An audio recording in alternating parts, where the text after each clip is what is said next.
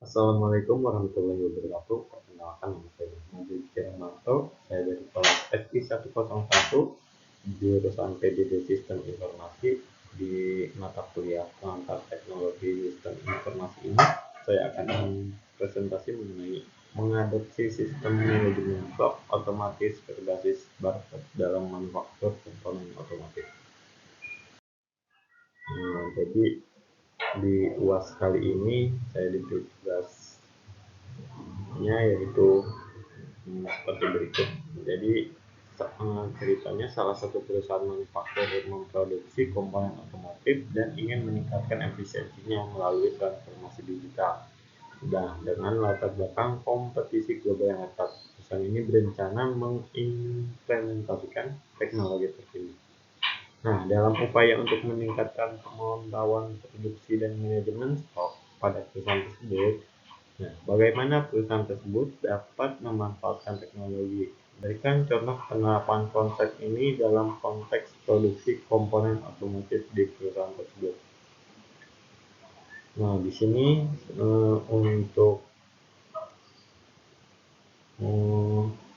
meningkatkan efisiensinya melalui transformasi digital, saya menggunakan atau mengadopsi barcode pada setiap part otomotif untuk memudahkan dalam mendata stok material. Nah, sistem manajemen stok otomatis berbasis barcode. Barcode itu adalah gambar data yang dapat dibaca oleh mesin. Nah, setiap bagian mobil dilengkapi dengan label barcode yang berisi informasi seperti nomor seri, kode produk, atau informasi lainnya. Nah, jadi setiap produksi itu setelah materialnya jadi, kita akan tempelkan barcode untuk ke proses selanjutnya. Jadi di proses selanjutnya itu tahu informasi tentang si partnya itu harus dipasang kapan, harus dikirim kapan, dan materialnya itu dibuat kapan. Lalu manfaatnya, nah, manfaat kita memakai barcode itu yang pertama itu terjangkau. Nah, sistem barcode ini umumnya lebih hemat biaya untuk digunakan, terutama untuk bisnis kecil.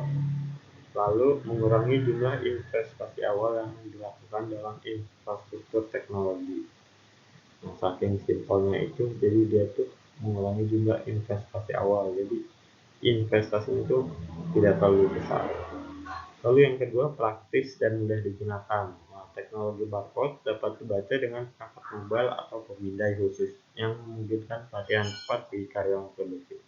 Nah, jadi kita memakai barcode itu toolsnya itu tidak banyak ya, dan tidak mahal, hanya cukup label barcode dan mesin pemindainya saja.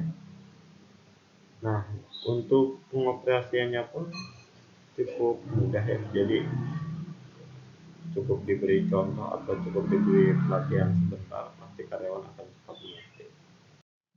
Lalu implementasinya, nah, setiap bagian mobil memiliki label barcode yang dapat dibaca oleh pemindai, seperti yang saya jelaskan pertama. Lalu operator menggunakan pemindai pada setiap tahap produksi untuk mencatat pergerakan dan proses produksi. Jadi misalkan lain satu nih memproduksi part, misalkan knalpot, lalu sudah jadi ditempel barcode, lalu di barcode-nya itu bila di scan di proses selanjutnya, misalkan line 2, akan kelihatan tuh informasinya kapan dibuatnya dan kapan harus dikirimnya, lalu informasi produknya untuk seri apa, model apa. Nah, lalu yang ketiga, dengan menggunakan pemindaian barcode untuk memantau barang di gudang, sistem manajemen stok mengurangi kesalahan manusia dan memastikan inventaris yang akurat. Nah, jadi bisa tahu berapa sih stok yang ada di gudang itu. Jadi kita tidak perlu menghitung manual, cukup melihat datanya saja. Nah, selanjutnya integrasi ke dalam manajemen stok atau sistem manajemen stok. Yang pertama itu pemantauan dan pembaruan otomatis. Dengan pembaruan otomatis, data stok selalu akurat dan terkini karena data yang diperoleh dari barcode secara otomatis terintegrasi dengan sistem manajemen stok. Jadi setiap material yang tempel barcode itu pasti sudah terdata di manajemen stok. Lalu yang kedua ada pengendalian persediaan. Sistem secara otomatis memantau stok dan memberikan peringatan otomatis. Nah, jadi ketika stoknya sudah menipis, jadi kita sudah tahu dan harus memproduksi.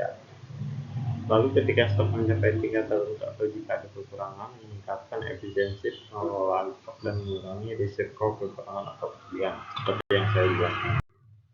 Lalu selanjutnya keamanan dan privasinya nih, bagaimana? Yang pertama itu pemastian keamanan informasi pada label barcode untuk mencegah pencetakan ulang atau pemalsuan.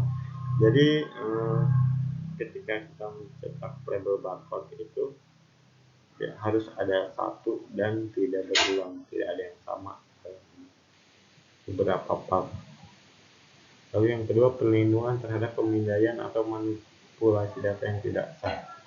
Nah, jadi operator tuh atau karyawan tuh harus benar-benar memindai barcode yang tertera pada part, jangan disalahgunakan atau diakal-akalin. Lalu selanjutnya pelatihan dan integrasi dengan karyawan. Nah, yang pertama memberikan pelatihan yang memadai kepada karyawan adalah penting untuk penggunaan sistem baru. Jadi ketika akan kita implementasikan si label barcode ini pada part, kita akan melatih karyawan dahulu agar lancar proses pengimplementasiannya. Lalu yang kedua, memahami pentingnya akurasi data dalam manajemen stok.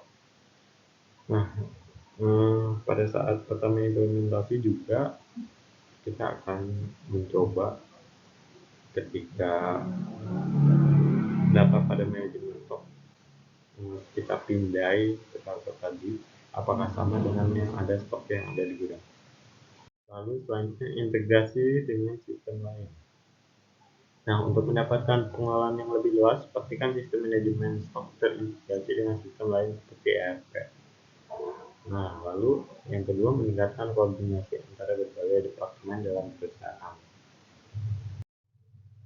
Cukup sekian presentasi dari saya.